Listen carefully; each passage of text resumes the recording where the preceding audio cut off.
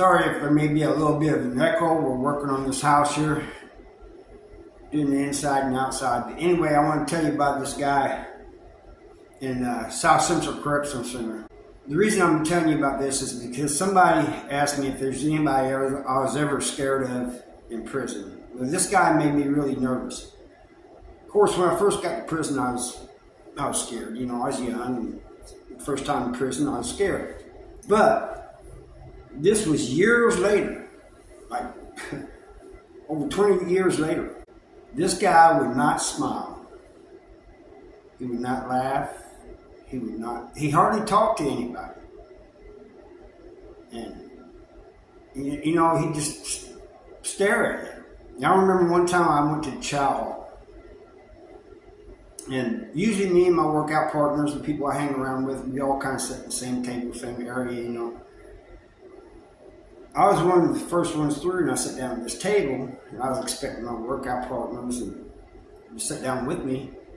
But before they could, this guy sits down across from me. The other three guys that I hang around with, they sat down at the table next to me, and they was looking over, you know. This guy just stared at me. Did not look down at his plate. Once in a while, he may look around. Would not look down at his plate and just continue eating without looking at his plate, staring at me. And my friends and stuff, they said, "Hey, Harv, come over here." Well, I wanted to be honest. But at the same time, I thought if I got up and moved, this guy would think that he intimidated me. So I didn't do it. I just kind of did the same thing he did. Just stared at him. Well, later on, a couple years later, they started a dog program in Missouri prisons.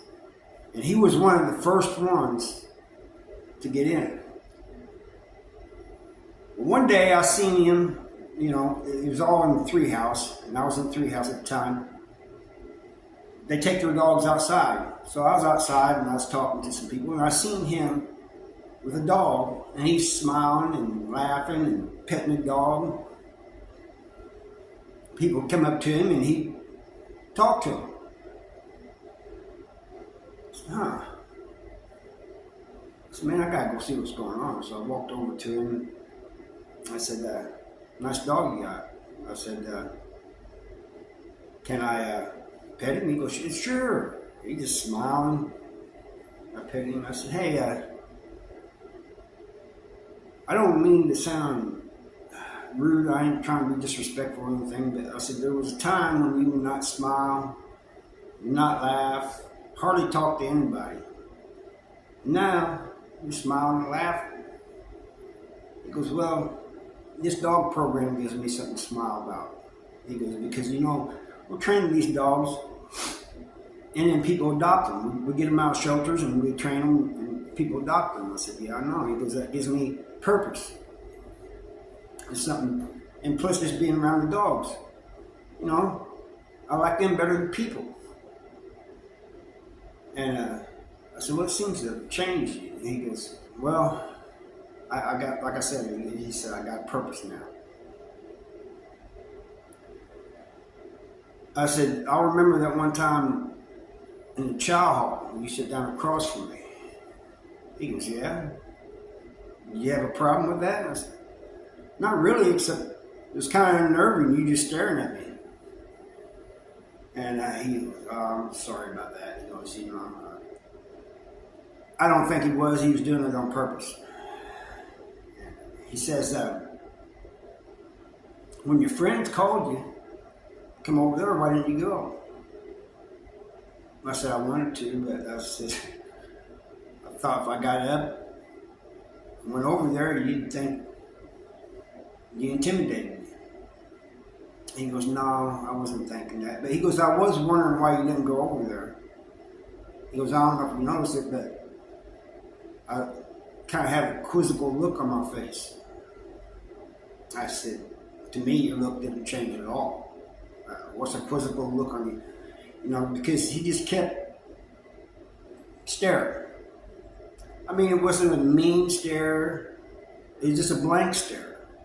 he just kept staring and eating.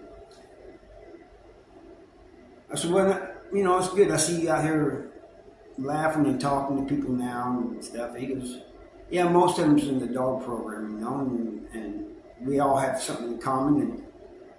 And like I said, he goes, I get purpose from this. And I said, there any chance of you getting out? I said, it's none of my business. You don't have to tell me. He goes, maybe years. And he goes, I mean years down the line, maybe if I'm still around, there'll be a chance of me getting out.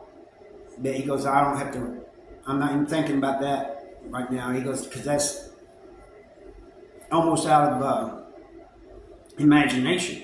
You know? I said, wow, that far? He goes, yeah. He said, so what I'm going to do, he said, what I'm going to do is just keep focusing on this and try to make a difference in the lives of these dogs and the people who adopt them.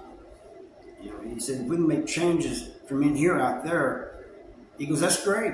What do you think? I said, yeah, it's really great. He goes, well, that's my goal. And, you know, I left, but I would talk to him from time to time. You know, he just talked normal, you know, and he'd laugh and smile. But it was the dogs that made him happy. And the fact that they could take him out of the shelter, they would train him, and then somebody come in and adopt him. He was always really happy when somebody would come in and adopt a dog. And he was kind of sad too. He told me one day, he says, man, I'm glad somebody came and got this dog, but he said, man, you get attached to him. I said, I imagine you do.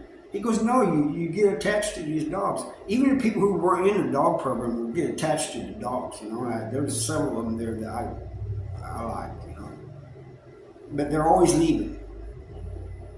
You know, as soon as they train, they just wait on somebody to come in and adopt them. Go to Puppies for Parole on Facebook. You might find one you can adopt. Anyway, that's the story I got for you, and I thank you all for watching, and I'll see you next time. Bye.